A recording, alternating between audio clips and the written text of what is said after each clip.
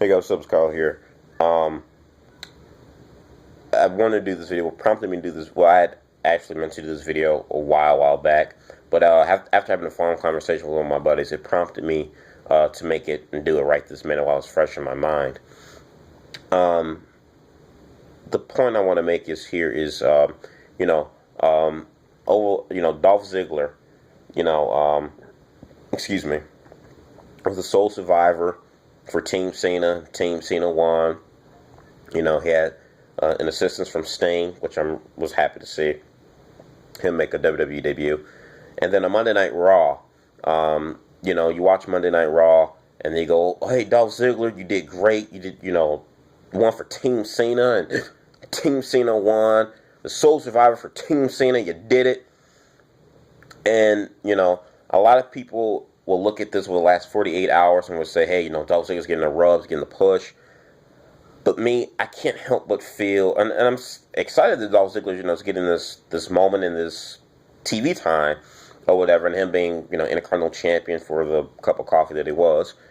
But I can't help but think that, in hindsight, when everything is said and done, Dolph Ziggler, once John Cena goes on to deal with other things, such as Brock Lesnar for the title at Rumble, Dolph Ziggler will go back to just being nothing more than just, a good talent on hand to put on good matches and make other people look good. But in terms of elevating you and putting stock or eggs into your basket, sorry, kid, we got nothing for you.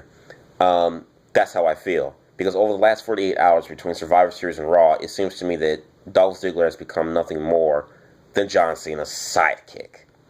That's the feeling that I get.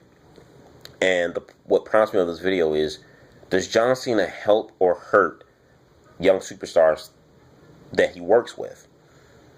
I can't help but think it's more of the latter end of the question. I think John Cena hurts young superstars that work with him more so than help elevate them. And when I say John Cena, it's not just John Cena, but even the creative direction of people that book these things that pertain to John Cena, the bookers, Vince McMahon in particular. I can go back, 3 or 4 years. Start with this year, John Cena with Bray Wyatt. Good feud that they had going on, in WrestleMania. The build was good. I thought the match they had was even different and a fun match. But at the end of their feud, John Cena won. Bray Wyatt deflated, loses his steam, loses his momentum. Now they're trying to do something back with him again. You look at the Usos, when the Usos were teaming up with John Cena. Yeah, they teamed up with John Cena to battle with the Wyatts, but then after that, they went their separate ways or whatever. The Usos kind of lost. They were deflated a little bit. They were still tag team champions, and they were beating the Wyatts left and right in title matches, which I don't think they should have done repeatedly. But they weren't getting as much focus as they were before or after after they had assisted John Cena in the battle with the Wyatts. The Wyatt family themselves single-handedly in one night got their ass handed to them by John Cena on Monday Night Raw. All 3 members of the Wyatt family. Go even further back. 2 years ago, Ryback had a little momentum, building him up. They turned him heel to feud with Cena.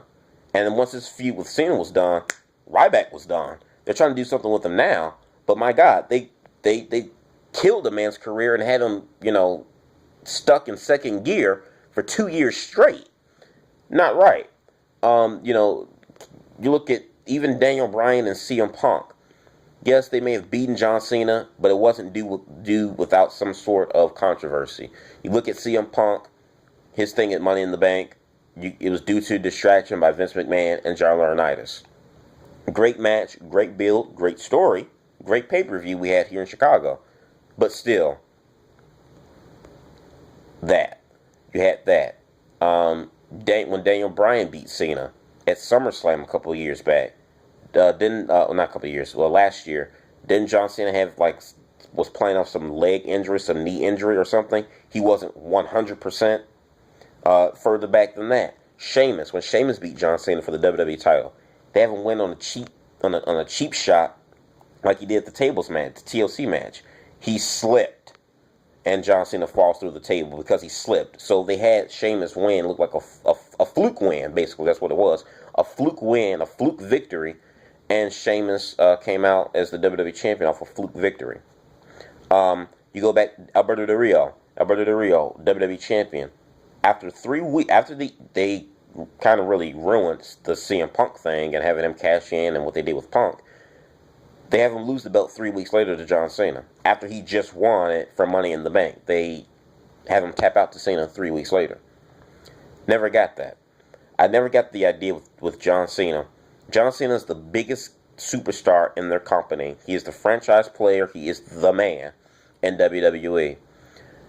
I never got the idea of how is that every superstar, young superstars I'm talking about in particular, whether they're with Cena or against him, in terms of being against him, they may win a battle, but at the end of the war, John Cena wins the war.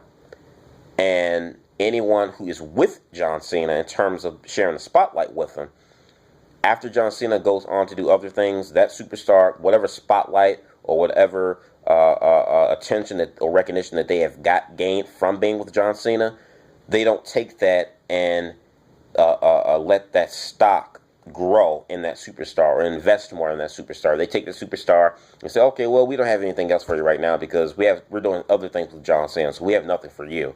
So good luck, kid. We'll call you when we need you. Kind of like thing. I never got that. Then there was rumors of them throwing Cena with Rusev. I don't really care for Rusev's gimmick, but I do think he's a good worker, and they've got something with him because the guy's a monster. Keep John Cena the hell away from Rusev, please, for the love of God. I never got this with WWE. John Cena could lose 15, 20 matches in a row. It does not matter. His investment, his stock investment will not decrease. But when you throw him in the ring with a bunch of young talent and you have them lose, their stock will decrease if they lose to somebody like a John Cena. This is why it's hard for WWE to make new stars, because every time they put them in with people like John Cena and always lose, John Cena comes out on top. It makes the value of the young superstar decrease, where everyone else is a C player in the company and John Cena is the only A player. You guys let me know what you think about this in the comment box below. Comment, subscribe, peace.